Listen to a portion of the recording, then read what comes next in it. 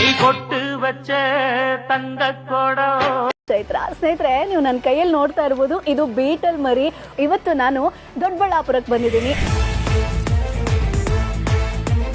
ಇವತ್ತು ಅನಿಲ್ ಕುಮಾರ್ ಅನ್ನೋರನ್ನ ನಿಮ್ಗೆ ಪರಿಚಯಿಸ್ತೀನಿ. ಸುಮಾರು 13 ವರ್ಷಗಳ ಹಿಂದೆ ಉದ್ಯೋಗದಲ್ಲಿರ್ತಾರೆ. ಅದಾದ್ಮೇಲೆ ಧೈರ್ಯ ಮಾಡಿ ನಾನೇನಾದ್ರೂ ಬೇರೆ ರೀತಿಯಾಗಿ ಮಾಡಬೇಕು ಅಂತ ಹೇಳಿ ಉದ್ಯೋಗವನ್ನ ಅಲ್ಲಿಗೆ ಬಿಟ್ಟು ವ್ಯವಸಾಯವನ್ನ ಶುರು ಮಾಡ್ತಾರೆ. ಸೊ ವ್ಯವಸಾಯದಲ್ಲೂ ಕೂಡ ಒಂದಷ್ಟು ಲಾಸ್ ಆದಾಗ ಅವರು ಆಯ್ಕೆ ಮಾಡ್ಕೊಂಡಿದ್ದೆ ಮೇಕೆ ಸಾಕಾಣಿಕೆ.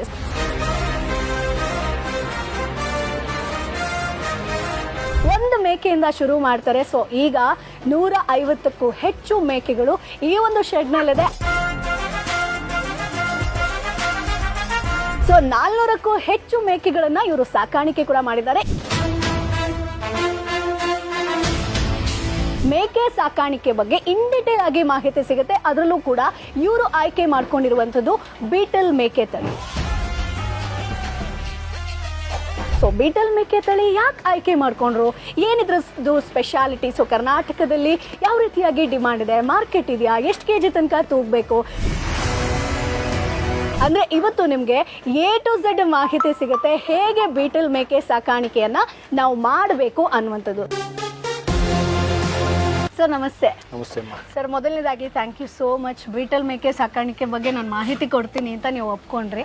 ಸರ್, ಈಗ ನಮ್ಮ ಕರ್ನಾಟಕದಲ್ಲಿ ಅಂತ ನೋಡೋದಾದ್ರೆ, ಸೊ ನಾನು ಅಬ್ಸರ್ವ್ ಮಾಡ್ದಂಗೆ ಮೇಕೆ ಸಾಕಾಣಿಕೆ ಬಂದಾಗ ಒಂದ ನಾಟಿನ ಆಯ್ಕೆ ಮಾಡ್ಕೋತಾರೆ, ಅಥವಾ ಬೇರೆ ಸಿರೋಹಿ ಆಗಿರ್ಬೋದು ಆ ಥರ ಮೇಕೆನ ಸಾಕಾಣಿಕೆ ಮಾಡ್ತಾರೆ. ಸೊ ನೀವು ಬೀಟಲನ್ನೇ ಏನಕ್ಕೆ ಆಯ್ಕೆ ಮಾಡ್ಕೊಂಡ್ರೆ ಆ್ಯಂಡ್ ಇದನ್ನು ಎಲ್ಲಿಂದ ತರಿಸ್ತೀರಾ, ಹೆಂಗೆ ಸರ್? ಈಗ ಸದ್ಯಕ್ಕೆ ಕರ್ನಾಟಕದಲ್ಲಿ ಡಿಮಾಂಡ್ ಇದೆಯಾ? ಕರ್ನಾಟಕದಲ್ಲಿ ಕರ್ನಾಟಕದ ಆದಂತಹ ಯಾವುದೇ ಮೇಕೆ ತಳಿ ಇಲ್ಲ. ಓಕೆ. ನಾಟಿ ಅಂತ ಏನು ಹೇಳ್ತಾ ಇದೀವೋ ಅಲ್ಲ, ಎಲ್ಲವೂ ಇನ್ಬ್ರೀಡ್ ಆಗಿ ಕುರ್ಜ ಆಗಿರೋಂಥ ತಳಿಗಳನ್ನು ನಾವು ನಾಟಿ ತಳಿ ಅಂತ ಕರಿತಾ ಇದ್ದೀವಿ. ಓಕೆ, ಅಂದ್ರೆ ನಾಟಿ ತಳಿ ಅಲ್ಲ, ನಾಟಿ ತಳಿ ಅಲ್ಲ. ಯಾವುದು ನಾಟಿ ಅಂತೇಳಿ ಯಾವುದು ತಳಿ ಇಲ್ಲ. ನೀವು ಉತ್ತರ ಭಾರತಕ್ಕೆ ಹೋದ್ರೆ ಪ್ರತಿ ಪ್ರಾಂತ್ಯಕ್ಕೂ ಒಂದೊಂದು ತಳಿ ಇದೆ. ಅದೇ ದಕ್ಷಿಣ ಭಾರತಕ್ಕೆ ಬಂದ್ರೆ ಕೆಲವೆಡೆ ಮಾತ್ರ. ನೀವು ಕೇರಳಕ್ಕೆ ಹೋದ್ರೆ ತಲಿಚೇರಿ, ಈ ತರದ ಕೆಲವು ತಳಿಗಳು ಮಾತ್ರ ಸಿಗ್ತವೆ. ಇನ್ನು ಉತ್ತರ ಭಾರತದಲ್ಲಿ ಪ್ರತಿ ಪ್ರಾಂತ್ಯದಿಂದ ಪ್ರಾಂತ್ಯಕ್ಕೆ ಚೇಂಜ್ ಆದಂಗೆಲ್ಲ ಒಂದೊಂದು ತಳಿಗಳು ಸಿಗ್ತವೆ. ಆದ್ರೆ ನಮ್ಮ ದುರದೃಷ್ಟ ಏನು ಅಂದ್ರೆ ಕರ್ನಾಟಕದಲ್ಲಿ ಯಾವುದೇ ಒಂದು ತಳಿ ಇಲ್ಲ ಮೇಕೆನಲ್ಲಿ. ನಾವು ನಾಟಿ ಅಂತ ಏನ್ ಕರಿತಾ ಇದೀವೋ ಅದು ಇನ್ಬ್ರೀಡ್ ಆಗಿ ಕುರ್ಜ ಎದ್ದೋಗಿರೋ ಅಂಥದ್ದು.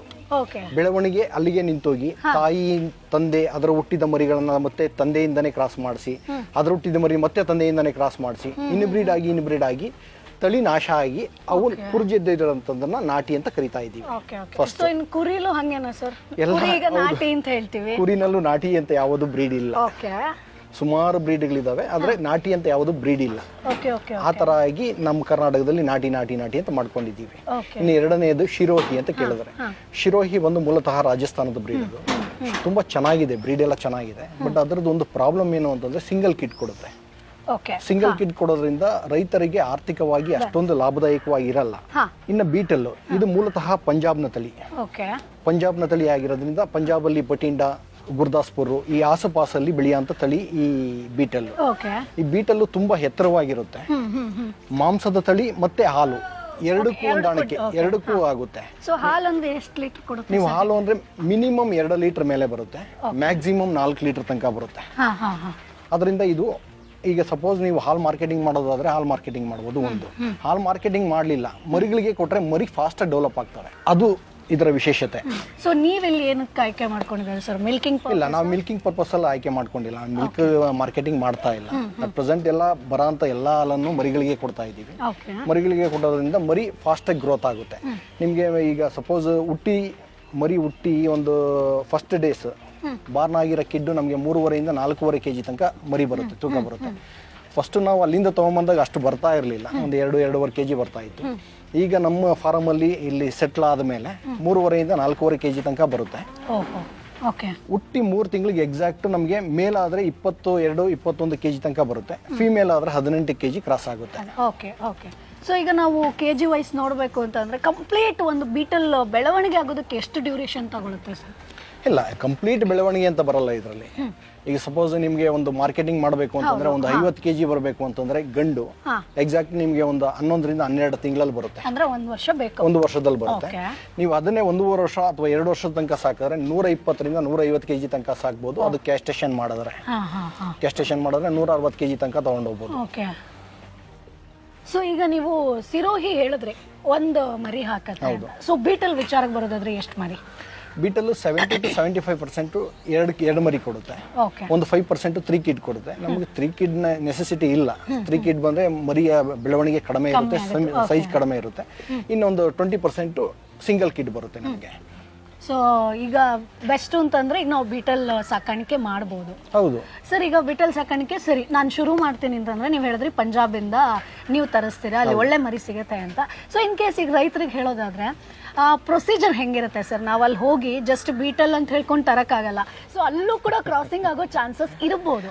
ಸೊ ಹೆಂಗೆ ಸರ್ ಸ್ಪೆಷಾಲಿಟಿ ಆಗಿರ್ಬೋದು, ಅದ್ರ ಗುಣಲಕ್ಷಣ ಹೆಂಗೆ ನಾವು ಫೈಂಡ್ ಔಟ್ ಮಾಡೋದು? ಹೌದು, ಅಲ್ಲೂ ಸಹ ಏನಾಗಿದೆ, ಇವತ್ತು ಇನ್ಬ್ರೀಡ್ ಆಗೋ ಚಾನ್ಸಸ್ ತುಂಬ ಇದೆ. ಇನ್ಬ್ರೀಡ್ ಅಲ್ಲೂ ಆಗ್ತಾ ಇದೆ. ಇನ್ಬ್ರೀಡ್ ಎಲ್ಲೂ ಆಗಲಿಲ್ಲ ಅಂತಲ್ಲ, ಪಂಜಾಬಲ್ಲೂ ಸಹ ಇನ್ಬ್ರೀಡ್ ಆಗ್ತಾ ಇದೆ. ಬಟ್ ನಾವು ಆಯ್ಕೆ ಮಾಡ್ಕೊಡುವಾಗ ಉತ್ತಮವಾದ ತಳಿಗಳನ್ನು ಆಯ್ಕೆ ಮಾಡ್ಕೊಂಡ್ವಿ. ಅಲ್ಲಿಂದ ತಂದಿದ್ದಾದ ಮೇಲೆ ಇಲ್ಲಿ ಇನ್ಬ್ರೀಡ್ ಆಗದಂಗೆ ನೋಡ್ಕೋತಾ ಇದ್ದೀವಿ. ಈಗ ನಾನು ತಗೊಂಡ್ಬಂದಿದ್ದು ಬಟಿಂಡಾನಿಂದ, ಅಂದ್ರೆ ನಿಮ್ಗೆ ಹರಿಯಾಣ ಮತ್ತೆ ಪಂಜಾಬ್ ಬಾರ್ಡರ್ ಬಟಿಂಡಾ ಬರುತ್ತೆ. ಬಟಿಂಡಾಯಿಂದ ನಾವು ಪ್ರೊಕ್ಯೂರ್ ಮಾಡಿದ್ವಿ, ಫಿಮೇಲ್ಸ್ ಅನ್ನ ಎಲ್ಲವನ್ನು ಪ್ರೊಕ್ಯೂರ್ ಮಾಡಿದ್ವಿ. ಬಟ್ ಮೇಲನ್ನ ಅಲ್ಲಿ ಪ್ರೊಕ್ಯೂರ್ ಮಾಡಲಿಲ್ಲ. ಸುಮಾರು 1,500 ಕಿಲೋಮೀಟರ್ ಆಚೆ ಬಂದು ಮಹಾರಾಷ್ಟ್ರದಲ್ಲಿ ಪ್ರೊಕ್ಯೂರ್ ಮಾಡಿದ್ವಿ. ಸೊ ಏನಕ್ಕೆ ಸರ್ ರೀಸನ್?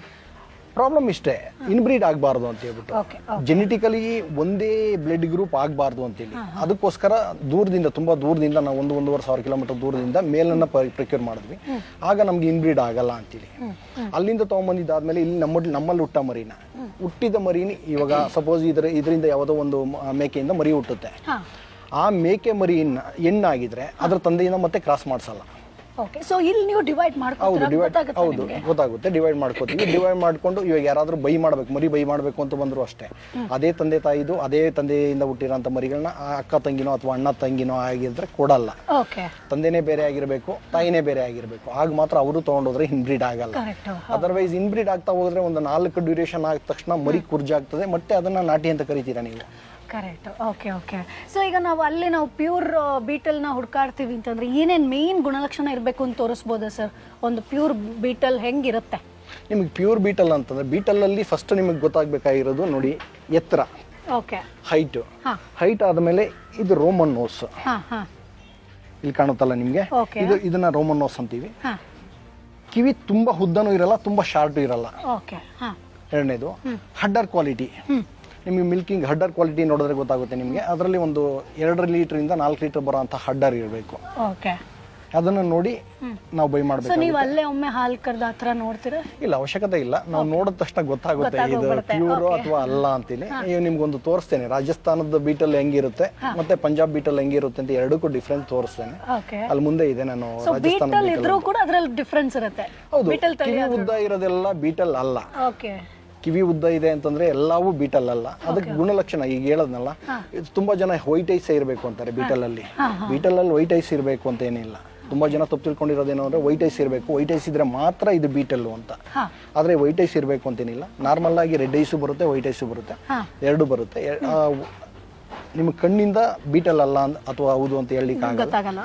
ಬೇರೆ ಆಮೇಲೆ ಹಾಲು ಜಾಸ್ತಿ ಬರಬೇಕು ಅಂತಂದ್ರೆ ನಾವು ಮೇನ್ ನೋಡ್ಬೇಕಾಗಿರೋದು ಸ್ಕಿನ್ ತುಂಬಾ ತೆಳುವಾಗಿರ್ಬೇಕು. ಈ ತರ ಹೇಳಿದ್ರೆ ತುಂಬಾ ತೆಳುವಾಗಿರ್ಬೇಕು. ಆವಾಗ ಅದರಲ್ಲಿ ಮಿಲ್ಕ್ ಕ್ವಾಲಿಟಿ ಚೆನ್ನಾಗಿ ಬರುತ್ತೆ. ಟೈಟ್ ಆಗಿ ತುಂಬಾ ದಷ್ಟಪುಷ್ಟವಾಗಿದ್ದು ಟೈಟ್ ಆಗಿದ್ರೆ ಅದರಲ್ಲಿ ಹಾಲು ಕ್ವಾಲಿಟಿ ಬರಲ್ಲ, ಇಳುವರಿ ಬರಲ್ಲ. ಫೀಮೇಲ್ಸು ತುಂಬಾ ದಷ್ಟಪುಷ್ಟವಾಗಿ ಇರಬೇಕು. ಇನ್ನು ನಾವು ಗರ್ಭಧಾರಣೆ ಟೈಮಲ್ಲಿ ಮಾತ್ರ ಆ ತರ ಬೆಳೆಸಿರ್ತೀವಿ. ಅದರ್ವೈಸ್ ಮರಿ ಹಾಕಿದಾದ್ಮೇಲೆ ತಾಯಿಯಿಂದ ಮರಿ ಹಾಲು ಕುಡಿತಾ ಇರುತ್ತೆ, ಮತ್ತೆ ಕಡಿಮೆ ಆಗ್ತಾ ಬರುತ್ತೆ ಅದು. ಮತ್ತೆ ತಾಯಿ ಗರ್ಭ ಧರಿಸಿದ್ಮೇಲೆ ಅದಕ್ಕೆ ಎಲ್ಲ ಜಾಸ್ತಿ ಮಾಡ್ತೀವಿ. ಕೈತಿನಿ ಆಗ್ಬೋದು ಅಥವಾ ಪ್ರೋಟೀನ್ಸ್, ವಿಟಮಿನ್ಸ್ ಆಗ್ಬೋದು, ಎಲ್ಲ ಜಾಸ್ತಿ ಮಾಡ್ತಾ ಬರ್ತವೆ. ಮತ್ತೆ ದಷ್ಟಪುಷ್ಟವಾಗುತ್ತೆ. ಒಂದೇ ಸರಿ ನೀವು ಗಂಡು ಮೇಕೆಗಳ ತರ ಕೊಬ್ಬಿಸಿ ಬೆಳೆಸಿದ್ರೆ ನಮಗೆ ಫಲ ಆಗೋದು ಲೇಟ್ ಆಗುತ್ತೆ. ಗರ್ಭಧಾರಣೆ ಅವಧಿ ಎಷ್ಟಿರುತ್ತೆ ಸರ್? 5 ತಿಂಗಳು. ಗರ್ಭಧಾರಣೆ ಬಂದು 5 ತಿಂಗಳು, ಎಕ್ಸಾಕ್ಟ್ 5 ತಿಂಗಳ ಮೇಲೆ 1 ದಿನ ಅಥವಾ 2 ದಿನಕ್ಕೆ ಮರಿ ಹಾಕುತ್ತೆ. ಅದಾದ ಮೇಲೆ 3 ತಿಂಗಳು ಮತ್ತೆ ತಾಯಿ ಜೊತೆಯಲ್ಲಿ ಮರಿ ಜೊತೆಯಲ್ಲಿ ತಾಯಿ ಇರುತ್ತೆ. ಎಕ್ಸಾಕ್ಟ್ 3 ಮಂತ್ಸ್ ಆದ ತಕ್ಷಣ ತಾಯಿಯಿಂದ ಮರಿನ ಬೇರ್ಪಡಿಸ್ತೀವಿ. ಬೇರ್ಪಡಿಸಿದ ತಕ್ಷಣ ನಿಮಗೆ ಒಂದು 7 ಡೇಸ್ ಅಲ್ಲಿ ಮತ್ತೆ ಈಟಿಗೆ ಬರುತ್ತೆ, ಮತ್ತೆ ಕ್ರಾಸಿಂಗ್ ಆಗುತ್ತೆ. ಅಲ್ಲಿಂದ ಮತ್ತೆ 5 ತಿಂಗಳು, 1.5 ವರ್ಷಕ್ಕೆ 2 ಸೂಲು ಅಂತ ಲೆಕ್ಕ ಹಾಕೋಬಹುದು ನೀವು. ಸರ್, ಈಗ ನೀವು ಬೀಟಲ್ ಅಲ್ಲಿನ ತರಿಸ್ತೀರಾ ಅಂತಂದ್ರೆ ಮರಿಗಳು ಎಷ್ಟಕ್ಕೆ ಸಿಗುತ್ತೆ ಸರ್? ನಾರ್ಮಲಿ ಈಗ ಪಂಜಾಬ್ ಆಗಿರ್ಬೋದು, ರಾಜಸ್ಥಾನದಲ್ಲಿ ಮರಿಗಳು ಎಷ್ಟಕ್ಕೆ? ರಾಜಸ್ಥಾನದಲ್ಲಿ ತುಂಬ ಕಡಿಮೆ ಇದೆ ನಿಮಗೆಲ್ಲ ಅಲ್ಲೆಲ್ಲ ಕೆ ಜಿ ಲೆಕ್ಕದಲ್ಲಿ ಒಂದು 250 ಈ ಥರ ಎಲ್ಲ ಕೊಡ್ತಾರೆ. ಆದರೆ ಪ್ಯೂರ್ ಬೀಟಲ್ ಸಿಗಲ್ಲ ನಿಮಗೆ. ಮಿಕ್ಸ್ ಬ್ರೀಡ್ ಅಂತ ಹೇಳ್ತೀವಿ ಅದನ್ನ, ಅಥವಾ ಕ್ರಾಸ್ ಬ್ರೀಡ್ ಅಂತ ಹೇಳ್ತೀವಿ, ಅದು ಸಿಗುತ್ತೆ. ಅದು ನಮ್ಗೆ ಇಲ್ಲಿ ವರ್ಕೌಟ್ ಆಗಲ್ಲ, ಅದು ತೊಗೊಂಬಂದ್ರು ಇಲ್ಲಿ ಉದ್ಧಾರ ಆಗಲ್ಲ. ಅದೆಲ್ಲ ಕಟಿಂಗ್ ಮಾಲು. ಈಗ ಲಾಸ್ಟ್ ಟೈಮ್ ಎಲ್ಲ ವಿಡಿಯೋಗಳೆಲ್ಲ ಬಂದಿತ್ತು, ಈ ಥರದ್ದೆಲ್ಲ ತೊಗೊಂಬಂದು ಕಟ್ ಮಾಡ್ತಾ ಇದ್ದಾರೆ. ನಿಜ, ಅಲ್ಲಿ ರಾಜಸ್ಥಾನದಲ್ಲಿ ತುಂಬ ಕಡಿಮೆ ರೇಟ್ ಸಿಗುತ್ತೆ. ಎಲ್ಲ ಕಟಿಂಗ್ ಮಾಲ್, ಅಲ್ಲಿಂದ ಬರೋಂಥದ್ದೆಲ್ಲ ಕಟಿಂಗ್ ಮಾಲು. ತಗೊಂಬಂದಿದ್ದಾದ್ಮೇಲೆ ಸ್ಲಾಟರ್ ಹೌಸ್ಗೆ ಹೋಗ್ಬೇಕು. ಅದು ನಾವು ತೊಗೊಂಬಂದು ಫಾರಮಲ್ಲಿ ಇಟ್ಕೊಳಕ್ಕಾಗಲ್ಲ.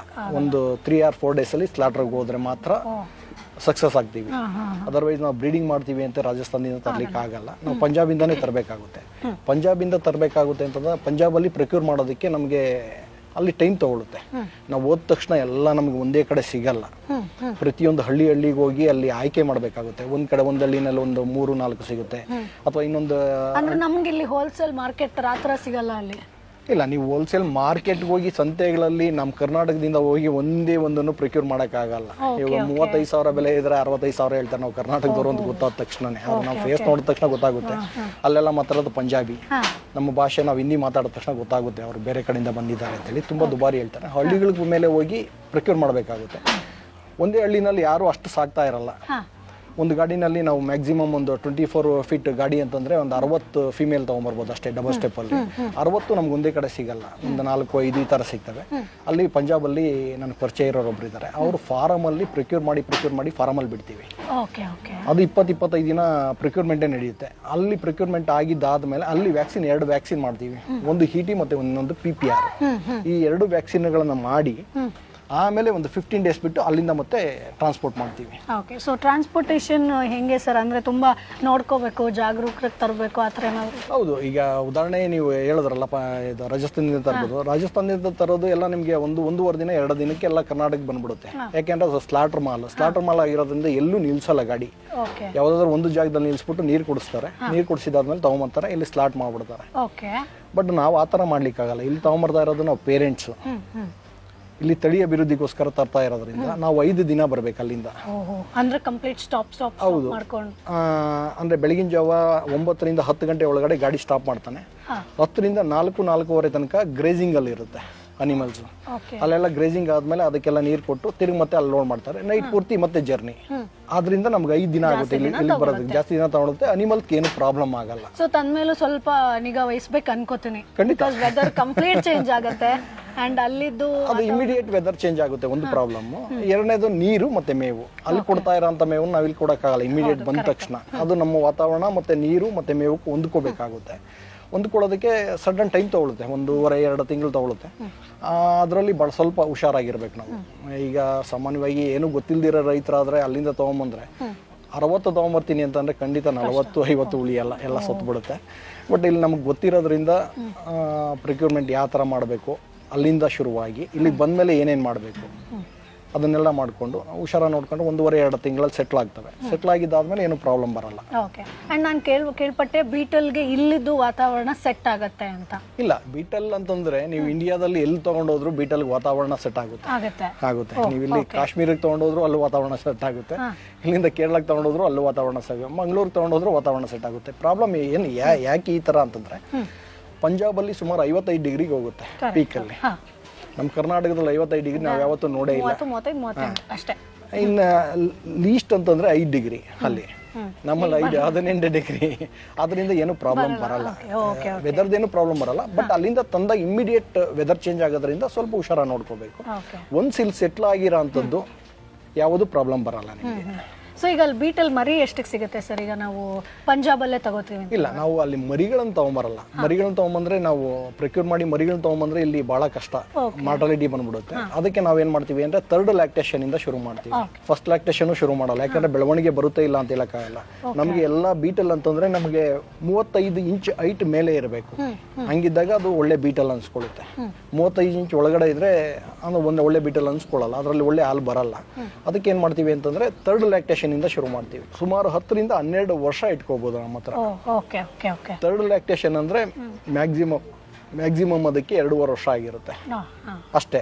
ಆಮೇಲೆ ನಾವು 10 ವರ್ಷ ಇಟ್ಕೋಬಹುದು, ಏನು ತೊಂದರೆ ಬರಲ್ಲ. ಸುಮಾರು ಜನ ಏನು ಅಂದ್ರೆ 3rd ಲ್ಯಾಕ್ಟೇಷನ್ ಅಂದ್ರೆ 6 ಕಂಪ್ಲೀಟ್ ಆಗ್ಬಿಟ್ಟಿದೆ ಅಂದ್ರೆ ವಯಸ್ಸಾಗಿದೆ ಅಂತ ತಿಳ್ಕೊತಾರೆ. 6 ಕಂಪ್ಲೀಟ್ ಆಗೋದಕ್ಕೆ ನಿಮ್ಗೆಲ್ಲ 2.5 ವರ್ಷ ಸಾಕು. ಆಮೇಲೆ 10 ವರ್ಷ ಇಟ್ಕೋಬಹುದು.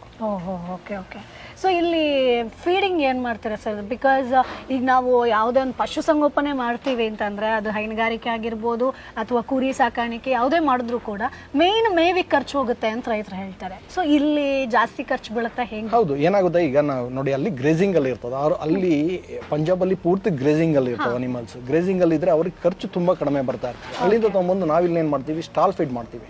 ಸ್ಟಾಲ್ ಫೀಡ್ ಮಾಡಿದ ತಕ್ಷಣ ತುಂಬಾ ಜನ ಏನ್ ಮಾಡ್ತಾರೆ, ಈ ಜೋಳ ಕಡ್ಡಿ ಬರುತ್ತಲ್ಲ, ಜೋಳನ ನೀವು ಸೈಲೇಜ್ ಮಾಡ್ಕೊಂಡು ಸೈಲೇಜಲ್ಲಿ ಉಪಯೋಗಿಸಕ್ಕೆ ಶುರು ಮಾಡ್ತೀವಿ. 1 kg ಸ್ವಂತ ಬೆಳ್ಕೊಂಡು ಸೈಲೇಜ್ ಮಾಡ್ತೀನಿ ಅಂತಂದ್ರು 5.5 6 ರೂಪಾಯಿ ಖರ್ಚು ಬರುತ್ತೆ. ಆಗ ಈ ಒಂದೊಂದು ಬಂದು 6 kg ತಿನ್ನುತ್ತೆ. ಆಗ ಖರ್ಚು ಜಾಸ್ತಿ ಆಗ್ತಾ ಹೋಗುತ್ತೆ. ಸ್ವಲ್ಪ ಇದಕ್ಕಾಗಿದ್ರೆ ಫೀಡಿಂಗ್ ಜಾಸ್ತಿ ಬೇಕು. ಫೀಡಿಂಗ್ ಜಾಸ್ತಿ ಬೇಕು. ಅದನ್ನ ಕಡಿಮೆ ಮಾಡ್ಕೋಬೇಕು ಅಂತಂದ್ರೆ ನೀವು ಎಡ್ಜುಲೂಸರ್ ಅಂತ ಬರುತ್ತೆ, ಈ ತರದ ಮೇವುಗಳನ್ನು ಬೆಳ್ಕೊಂಡಾಗ ನಿಮಗೆ 20 ಪೈಸೆ ಖರ್ಚು ಬರುತ್ತೆ 1 kgಗೆ. 6-7 ರೂಪಾಯಿ 20 ಪೈಸೆ ಇಲ್ಲ, 20 ಪೈಸೆ. ನೀವು ಎಡ್ಜುಲೂಸರ್ನ ಈ ತರದ ಬೆಳೆಗಳನ್ನ ಬೆಳ್ಕೊಂಡು ನಾವು ಮೇಜರ್ ಆಗಿ ಹಾಕೋದು 90% ಬಂದು ಎಡ್ಜುಲೂಸರ್ನ ಹಾಕ್ತೀವಿ. ಇನ್ನೊಂದು 5% ಬಂದು ಒಣಮೇವು, ಅಂದ್ರೆ ನಿಮಗೆ ರಾಗಿ ಹುಲ್ ಬರುತ್ತಲ್ಲ ಅದನ್ನ ಚಾಪಿಂಗ್ ಮಾಡಿ ನೈಟ್ ಟೈಮ್ ಕೊಡ್ತೀವಿ. ಇನ್ನೊಂದು 5% ಮಿಕ್ಸ್, ಯಾವುದಾದ್ರೂ ಈಗ ನೇಪಿಯರ್ ಅಂತ ಒಂದು 1 ಅಥವಾ 1.5% ನೇಪಿಯರ್ ಕೊಡ್ತೀವಿ. ಅದು ಬಿಟ್ಟು ನಿಮಗೆ ಜೋಳದ ಕಡ್ಡಿ ಅಥವಾ ರೇಷ್ಮೆ ಇದನ್ನ ಒಂದು 3-3.5% ಹಂಗೆ ಕೊಡ್ತೀವಿ. ಆವಾಗ ನಮಗೆ ಇಲ್ಲಿ ಕಾಸ್ಟ್ ಕಡಿಮೆ ಆಗುತ್ತೆ. Okay okay. ಸೊ ಸ್ವಲ್ಪ ಜಾಸ್ತಿ ತಗೊಂಡ್ರು ನೀವು ಆ ಥರ ಮ್ಯಾನೇಜ್ ಮಾಡ್ಬೋದು ಫೀಡಿಂಗ್ ವೈಸು. ಹೌದು, ನೀವು ಎಷ್ಟು ನೀವು 500 ಅನಿಮಲ್ಗೆ ಹೋಗಿ ಮೇಯ್ನ್ ನಾವು ಎಲ್ಲಿ ಉಳಿಸ್ಬೇಕು, ಇಲ್ಲ ಗ್ರೇಸಿಂಗ್ ಬಿಡಬೇಕು. ಗ್ರೇಸಿಂಗ್ ಬಿಡೋದಕ್ಕೆ ಜಾಗ ಇದ್ರೆ ಓಕೆ. ಗ್ರೇಸಿಂಗ್ ಬಿಡಕ್ ಆಗಲ್ಲ ಅನ್ನೋದಾದ್ರೆ ನೀವು ಬರೀ ಸ್ಟಾಲ್ ಫೀಡ್ ಅಲ್ಲೇ ಸಾಕ್ತೀನಿ ಅನ್ನೋದಾದ್ರೆ ನೀವು ಕಾಸ್ಟ್ ಕಡಿಮೆ ಮಾಡ್ತಾ ಹೋಗ್ಬೇಕು. ಕಾಸ್ಟ್ ಎಲ್ಲಿ ಕಡಿಮೆ ಮಾಡ್ಬೋದು, ನಾವು ಯಾವ್ದ್ರಲ್ಲೂ ಬೇರೆದ್ರಲ್ಲಿ ಕಡಿಮೆ ಮಾಡೋಕ್ಕಾಗಲ್ಲ. ಮೇವು ಕೊಡ್ಲೇಬೇಕು. ಅದರಿಂದ ನೀವು ಆದಷ್ಟು 90% ಎಡ್ಜುಲೂಸರ್ನ ಬಳಸ್ಕೊಳ್ಳಿ. ಅದರಲ್ಲಿ 35% ಪ್ರೋಟೀನ್. ಅದರಲ್ಲಿ ಏನೇನು ಮಿಕ್ಸ್ ಮಾಡಿರ್ತಾರೆ ಸರ್, ಹೆಂಗದು? ಎಡ್ಜುಲೂಸರ್ನಲ್ಲಿ ಏನು ಮಿಕ್ಸ್ ಮಾಡಲ್ಲ. ಅದರಲ್ಲಿ 35% ಪ್ರೋಟೀನ್ ಇದೆ. ಓಕೆ. ಪ್ರೋಟೀನ್ ಜೊತೆಗೆ ಫೈಬರ್ ಕಂಟೆಂಟ್ ಇದೆ, ರಿಚ್ ಫೈಬರ್ ಕಂಟೆಂಟ್ ಇದೆ. ನೀವು ಉದಾಹರಣೆ ಅಗಸೆ ತಗೋತೀರಾ, ಅಗಸೆ ತಗೊಂಡಾಗ ರಿಚ್ ಪ್ರೋಟೀನ್ ಇದೆ, ಜೀರ್ಣ ಆಗಲ್ಲ. ಅದು ಬರೀ ಪ್ರೋಟೀನ್ ಮಾತ್ರ ಇದೆ. ಜೀರ್ಣ ಹೊಟ್ಟೆ ತುಂಬಾ ಅದು ಕೊಟ್ಬಿಟ್ರೆ ಜೀರ್ಣನೇ ಆಗಲ್ಲ, ಇಮಿಡಿಯೇಟ್ ಆಗಿ ಲೂಸ್ ಮೋಷನ್ ಶುರುವಾಗುತ್ತೆ, ಇಳುವರಿ ಜಾಸ್ತಿ ಬರಲ್ಲ. ಅದಕ್ಕೋಸ್ಕರ ಏನ್ ಮಾಡ್ತೀವಿ ಅಂತಂದ್ರೆ ಎಡ್ಜುಲೂಸರ್ನ ಬಳಸ್ಕೋತೀವಿ. ಅದರಲ್ಲಿ ಪ್ರೋಟೀನ್ ರಿಚ್ ಆಗಿರುತ್ತೆ, ಜೊತೆಗೆ ಫೈಬರ್ ಜಾಸ್ತಿ ಇದೆ, ಜೀರ್ಣನೂ ಆಗುತ್ತೆ, ಪ್ರೋಟೀನು ಸಿಗುತ್ತೆ, ನಮ್ಗೆ ಅದು ಪ್ರಾಬ್ಲಮ್ ಬರಲ್ಲ ಒಂದು. ಆಮೇಲೆ ಎರಡನೇದು ಏನು ಅಂತಂದ್ರೆ ನಮಗೆ ವಾರ್ಷಿಕ ಇಳುವರಿ ಬಂದು 110 ಟನ್ ಇಳುವರಿ ಬರುತ್ತೆ 1 ಎಕರೆಗೆ ಎಡ್ಜುಲೂಸರ್ನ.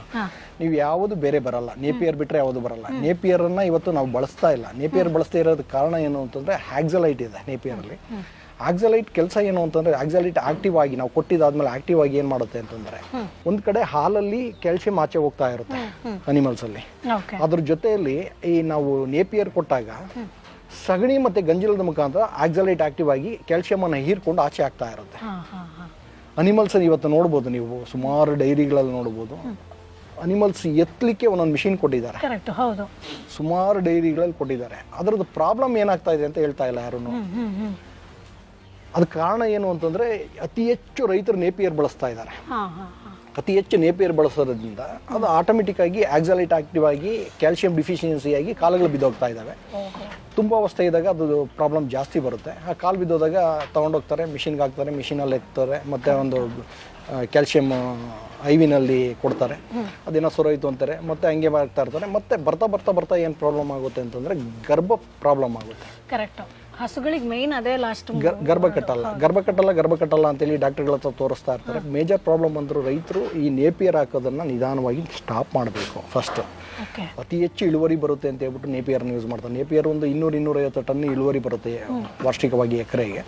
ನಮ್ಗೆ ಅಷ್ಟು ಇಳುವರಿ ಬರೋ ಅಂತ ಯಾವುದೇ ಮೇವಿಲ್ಲ. ಅದಕ್ಕೋಸ್ಕರ ಈ ಥರದ ಮೇವುಗಳನ್ನ ಬಳಸ್ಕೊಂಡಾಗ, ನೀವು ಎಡ್ಜುಲೂಸರ್ನ ಈ ಥರದ ಮೇವು ಬಳಸ್ಕೊಂಡಾಗ ಪರವಾಗಿಲ್ಲ. ನೀವು ನೇಪಿಯರ್ ಹೋಲಿಸ್ಕೊಂಡ್ರೆ ತುಂಬ ಚೆನ್ನಾಗಿ ಇಳುವರಿ ಬರುತ್ತೆ, ಅದಕ್ಕೆ ಪ್ರಾಬ್ಲಮ್ ಇರಲ್ಲ. Okay okay. ಅಂದರೆ ದಿನಕ್ಕೆ ಎಷ್ಟು ಸರಿ ಹಾಕ್ತೀರಾ ಸರ್? ಈಗ 4 ಟೈಮ್ಸ್ ಫೀಡಿಂಗ್ ಮಾಡ್ತಾರೆ. ಒಂದು ಟೈಮು ರಾತ್ರಿ ಅಂದರೆ ಸಾಯಂಕಾಲ 6 ಗಂಟೆನಲ್ಲಿ ಒಣಮೇವು ಕೊಡ್ತಾರೆ. ಬೆಳಿಗ್ಗೆ ನಿಮ್ಗೆ 8 ಗಂಟೆಗೆ ಶುರುವಾಗುತ್ತೆ. 8 ಗಂಟೆಯಲ್ಲಿ ಶುರುವಾಗಿ ಫಸ್ಟ್ ಟೈಮ್ 8 ಗಂಟೆಗೆ ಪೂರ್ತಿ ಪ್ರಮಾಣದಲ್ಲಿ ಇದನ್ನೇ ಎಡ್ಜುಲೂಸರ್ನ ಕೊಡ್ತಾರೆ.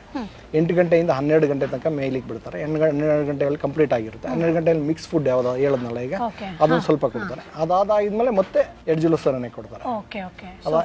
ಹೌದು. ಅದಾಗಿದ್ದಾದ್ಮೇಲೆ ನಿಮಗೆ ಸಂಜೆ ಒಂದು 5-5:30 ಟೈಮಲ್ಲಿ ಕೈತಿನಿ ಅಂತ ಹೇಳ್ತೀವಿ, ಆಡು ಭಾಷೆಯಲ್ಲಿ ಕೈತಿನಿ ಅಂತ ಹೇಳ್ತೀವಿ.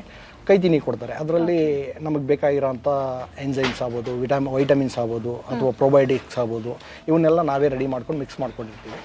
ಇಂಡಿ ಮತ್ತು ಜೋಳ ಈ ಎರಡರ ಜೊತೆಯಲ್ಲಿ ಅದನ್ನು ಮಿಕ್ಸ್ ಮಾಡಿಬಿಟ್ಟು ಊಟ ಕೊಡ್ತಾರೆ, ಫೀಡಿಂಗ್ ಕೊಡ್ತಾರೆ. ಓಕೆ ಸರ್, ಈಗ ಎಲ್ರಿಗೂ ಕೂಡ ಒಂದು ಕ್ಯೂರಿಯಾಸಿಟಿ ಇದ್ದೇ ಇರುತ್ತೆ. ಈಗ ನಾವು ಒಂದು ಮೇಕೆ ಸಾಕಾಣಿಕೆ ಮಾಡ್ತೀವಿ ಅಂತಂದರೆ ಬಂಡವಾಳ ಎಷ್ಟು ಬೇಕಾದಿತ್ತು ಸರ್, ಆ್ಯಂಡ್ ಹೆಂಗೆ ಪ್ರಾಫಿಟ್ ಮಾಡ್ಬೋದು? ಸೊ ನಿಮ್ಮ ಎಕ್ಸ್ಪೀರಿಯನ್ಸ್ ಪ್ರಕಾರ. ಬಂಡವಾಳ ಇಷ್ಟೇ ಬೇಕು ಅಂತ ಹೇಳಲಿಕ್ಕಾಗಲ್ಲ. ಬಂಡವಾಳ ಒಬ್ಬೊಬ್ಬರು ಇದ್ರ ಮೇಲೆ ಒಂದೊಂದು ತರ ಡಿಪೆಂಡ್ ಎಷ್ಟು ನಾವು ಮರಿಗಳನ್ನು ತರ್ತೀವಿ ಅಥವಾ ಹೆಂಗ್ ಶೆಡ್ ರೆಡಿ ಮಾಡ್ತೀವಿ ಅದ್ರ ಮೇಲೆ ಡಿಪೆಂಡ್ ಆಗುತ್ತೆ. ಸೊ ನಿಮ್ಗೆ ಒಂದರದ್ದು ಕ್ಯಾಲ್ಕುಲೇಷನ್ ಕೊಡ್ತೀನಿ, ಅದ್ರ ಮೇಲೆ ಡಿಪೆಂಡ್ ಮಾಡ್ಕೊಂಡು 50 ಹೋಗಿ ನೀವು ಒಂದು ಫೀಮೇಲ್ ಖರೀದಿ ಮಾಡಿದ್ರೆ ಅದರದ್ದು ಕ್ಯಾರಿ ಪೀರಿಯಡ್ ಬಂದು 5 ತಿಂಗಳು, ಮತ್ತೆ ಮರಿ ಬೆಳವಣಿಗೆ ಅಲ್ಲಿಂದ 3 ತಿಂಗಳು ತಾಯಿ ಜೊತೆಯಲ್ಲೇ ಇರ್ತದೆ. ನಿಮ್ಗೆ 2 ಕಿಡ್ ಹಾಕಿದೆ ಅಂತಂದ್ರೆ ನೀವು ಒಂದು ಮರಿ ಮಾರ್ತೀನಿ ಅಂತಂದ್ರೆ 14,000 ರೂಪಾಯಿಗೆ ಒಂದು ಮರಿ ಸೇಲ್ ಆಗುತ್ತೆ. 3,000 ರೂಪಾಯಿ ಖರ್ಚು ಬರುತ್ತೆ ನಿಮಗೆ, ತಾಯಿ ಮತ್ತೆ ಮರಿ ಎರಡಕ್ಕೂ ಸೇರಿ. ಒಂದು ಲ್ಯಾಕ್ಟೇಷನ್ ಅಲ್ಲಿ 22,000 ರೂಪಾಯಿ ನಿಮ್ಗೆ ಉಳಿತು. ಒಂದು ಲ್ಯಾಕ್ಟೇಷನ್ ಅಲ್ಲಿ 1.5 ವರ್ಷಕ್ಕೆ 2 ಲ್ಯಾಕ್ಟೇಷನ್ ಬರುತ್ತೆ. 44,000 ರೂಪಾಯಿ ನಿವ್ವಳ ಆದಾಯ ಪಕ್ಕಿಡ್ಬೋದು.